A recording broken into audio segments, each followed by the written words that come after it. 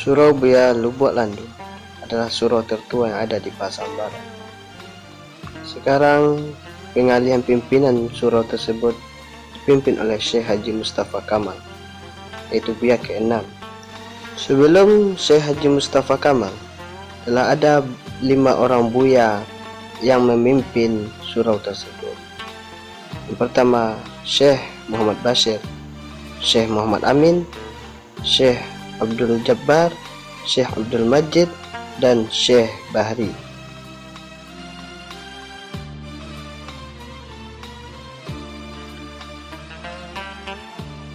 Di dalam ruang masjid terdapat berbagai macam bentuk kaligrafi, yaitu yang menganut tentang aliran tarekat Naqsabandi.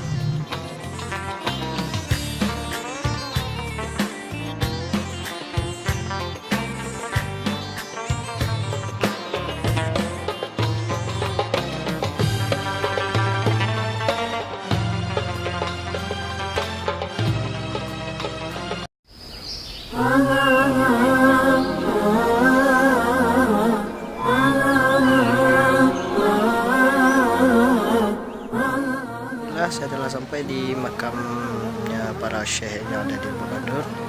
Ini adalah pintu utama masuk ke dalam makam. Ini adalah makam para syekh Lubuk Landu yang berada di samping surau Buaya Lubuk Landu.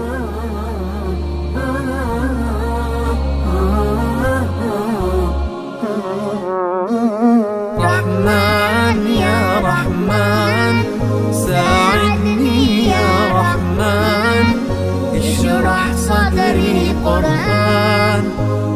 Alhamdulillah, saya telah sampai di makamnya Syekh. Rahman ya Rahman, ساعدني يا رحمن اشرح صدري قرآن املأ قلبي قرآن.